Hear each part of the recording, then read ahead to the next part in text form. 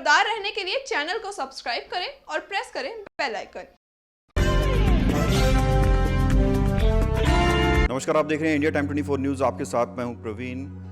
चारों दोषियों की फांसी के साथ निर्भया को इंसाफ मिल चुका है, लेकिन अब बात हो रही है इस इंसाफ में किसकी अहम भूमिका थी। 2012 में 16 दिसंबर को जब ये पूरा हादसा हुआ और उसके बाद एक एसआईटी टीम बनाई गई, इंस्पेक्टर के तौर पर राजेंद्र सिंह उस टीम का हिस्सा थे।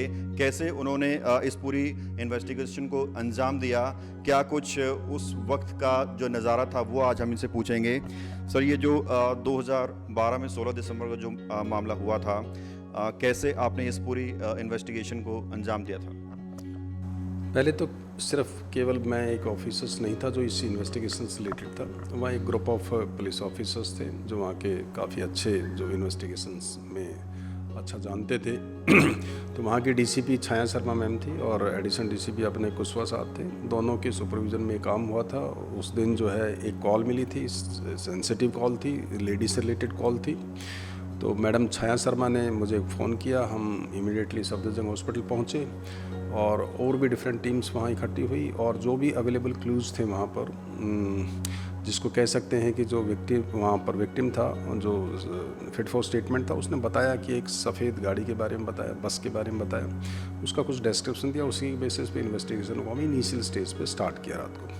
फिर एक स्पेसिफिक इंटेलिजेंस के बेस पे और सीसीटीवी जो स्कैनिंग किया था एरिया का, जो सस्पेक्टेड रूट था, उस रूट पे जो भी सीसीटीवी थे उनकी स्कैनिंग में एक और इम्पोर्टेंट हमारे क्लू मिला कि उस बस पे, जो सस्पेक्टेड बस थी, उस पर कुछ यादव वर्ड्स लिखे हुए हैं। तो हमारी जो बहुत लंबी चौड़ी जो तफ्तीश थी वो रेस्ट्रिक्टेड हो गई यादव बस तक, और उसी के जितने भी कॉन्ट्रैक्ट कैरिज के जो ओनर्स थे उनको सर्च करना स्टार्ट किया, नोएडा में, गुड़गांव में, जहाँ वो गाड़ी बाउंड थी द्वारका के लिए, उन सारे एरिया में उस बस के लिए ढूंढने लगे। कुछ हमारे पास 8-10 ऐसे ओनर्स के नाम आ गए जिनके कि इस टाइप का फ्लीट जो है जिसमें यादव लिखा वो यूज़ करते हैं। उसी में एक गाड़ी जो है नोएडा से हमें पता लगी, उस गाड़ी को ट्रैक करने लगे कि उसका मूवमेंट, क्योंकि यहाँ पर साउथ दिल्ली से वो पैसेंजर्स को ले जाती थी। तो उसी को ट्रैक करते करते यहाँ पर एक टीम, हमारी जो लेडी सब इंस्पेक्टर थी, हमारी जो आईओ थी उस टाइम, उसके साथ एक टीम भेजी जिसने 4-5 बजे के आसपास रविदास बस्ती से उस गाड़ी को पकड़ा और गाड़ी में जो एक सस्पेक्ट था राम सिंह, उसको क्वेश्चन किया। क्वेश्चन करने पे कुछ एबनॉर्मल सर्कमस्टांसेस थे व्हीकल्स में, कपड़े उसकी सीट्स और उसके पर्दे वो धोए हुए थे और कुछ 1-2 ऐसे इंक्रीमेंटिंग जो चीज़ें मिली जिसको हमें लगा कि ये हमारी सस्पेक्टेड बस है। इमीडिएटली हमने उसको कॉर्डन ऑफ करा दिया और उसको फॉरेंसिक एग्जामिनेशन के लिए रख लिया। बाकी जो अक्यूज़ था उसको ले आए, उसकी फर्दर इंट्रोगेशन किया और उसने कुछ नाम और कुछ चीज़ें बताई हमारी। हालांकि हमें 2-3 घंटे लगे उसको इंटरोगेट करने में और उसके बाद फिर अक्यूज़ पता लगे। 4 दिन की मेहनत के बाद हम 21 तारीख तक सभी अक्यूज़ को, सभी 6 के 6 अक्यूज़ जो पर्सन इसमें इन्वॉल्व थे, उनको पकड़ने में कामयाब रहे। हालांकि 6 से लेकर 7 स्टेट्स में हमारी ये जो इन्वेस्टिगेशन रही और इवन बिहार तक, राजस्थान तक, एमपी तक हम इसमें रहे। तो वो एक टाइम ऐसा था कि जिसमें एडवर्स सर्कमस्टांसेस थे बेसिकली, क्योंकि रोड्स पे लाइन ऑर्डर अरेंजमेंट्स चल रहे थे। एक इमोशनल जो है एक आउटबर्स्ट था पब्लिक की तरफ से, उनकी एक्सपेक्टेशंस बहुत ज़्यादा थी। हमारी कस्टडी में अक्यूज्ड भी थे, उनको भी नुकसान हो सकता था, पब्लिक उनको मार पीट भी सकती थी, उनको लिंचिंग भी हो सकती थी। तो उनकी सिक्योरिटी का अलग से अलहदा सा पुलिस स्टेशन जिसमें हम काम कर रहे थे, जो हमारा कैंप ऑफिस था इन्वेस्टिगेशन एसआईटी टीम का, उसमें भी जो है बाहर से जो है पब्लिक ने गैदरिंग थी और वहाँ पर प्रोटेस्ट वगैरह चल रहे थे। जो है पूरे देश में आंदोलन हो रहा था, कांग्रेस की उस वक्त सरकार थी, शीला दीक्षित दिल्ली में थी, सरकार की तरफ से कितना प्रेशर जो है आ रहा था एसआईटी टीम पर, और पब्लिक जो है दूसरी तरफ आंदोलन कर रही थी, पब्लिक का प्रेशर कितना था?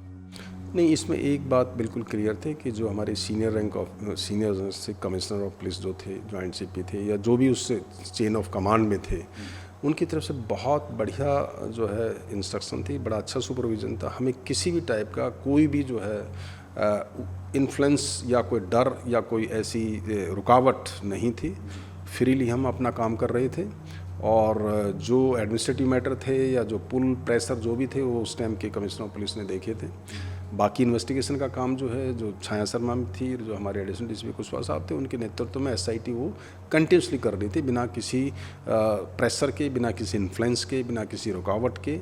वो सारा चीज़ चलती रही थी। तो सीनियर जो ऑफिसर्स थे, इवन कमिश्नर टू जो हमारे डाउन द रैंक जो सीनियर और सुपरवाइज़र अफसर थे, उनकी तरफ से काफ़ी प्रोटेक्शन और काफ़ी उसमें एक सहयोग मिला।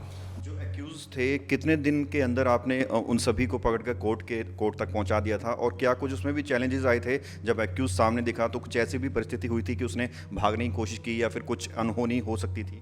नहीं, ये तो एक नेचुरल इंस्टिंक्ट है। जो भी एक्यूज पकड़ा जाता है उसको पता है कि मैं किसी क्राइम में इन्वॉल्व हूँ, तो वो अपनी तरफ से कोशिश करता है कि वो पुलिस से बच सके। लेकिन ऐसा नहीं था, बड़े पुलिस को पता था कि हम क्या करने जा रहे हैं, किस एक्यूज को पकड़ने जा रहे हैं, तो वो सफिशेंट जो प्रिकॉशंस ले सकती हैं वो सारी की सारी ली, और ऐसा कोई चांस नहीं दिया कि वो भाग सके। चाहे हमें वो नदी क्रॉस करनी पड़ी, एसटीएफ की टीम को नदी क्रॉस करके जो बड़ी ज़्यादा तेज़ी से चल रही थी, और फिर जाके करौली के अंदर उस लड़के को पकड़ा था जो वहाँ चला गया था। एक बिहार के अंदर एक नक्सलाइट एरिया में एक दूसरी टीम ने जाके वहाँ नक्सलाइट एरिया में जाकर उसको 2-3 दिन की कैंपिंग के बाद उसको पकड़ा था। तो पूरे के पूरे एफर्ट्स के साथ पुलिस टीम गई थी, तो ऐसा कोई चांस नहीं था कि उनको भागने का कोई मौका मिल सके। सर, जिस तरह से 7 साल लग गए इंसाफ के लिए, और काफ़ी देर बाद आपको लगता है कि कहीं ना कहीं जो है कानून व्यवस्था में कुछ बदलाव अब होना चाहिए, क्योंकि इतना टाइम, बहुत ज़्यादा टाइम लग गया? पुलिस की जो इन्वेस्टिगेशन है ट्रायल के टाइम पे, और जो कंफर्मेशन हुआ इसका डेथ पेनल्टी का, वो बिल्कुल अपने राइट ट्रैक पे थी और बड़े टाइमली उसका वो किया। ऑनरेबल सुप्रीम कोर्ट के तौर पे भी, क्योंकि उनको ये देखना है कि किसी के स्टैट्यूटरी राइट से फंडामेंटल राइट एक सिस्टम प्रिवेल करता है, सिस्टम के हिसाब से ही वो सारी चीज़ें चलती हैं। तो कोर्ट को जो है हमेशा अपॉर्चुनिटी देनी पड़ती है जो भी अक्यूज़ के राइट्स हैं उनको जब तक एग्जॉस्ट नहीं हो जाए। ऐसा नहीं कि जल्दबाजी में किसी को कुछ कर दें। तो मुझे लगता है कि जिस सिस्टम जिस ढंग से चला, जिस ढंग से उसकी सारी अपॉर्चुनिटी देकर उनको एग्जॉस्ट करके ये पनिशमेंट पहुँचा है, तो ज़्यादा ठीक है।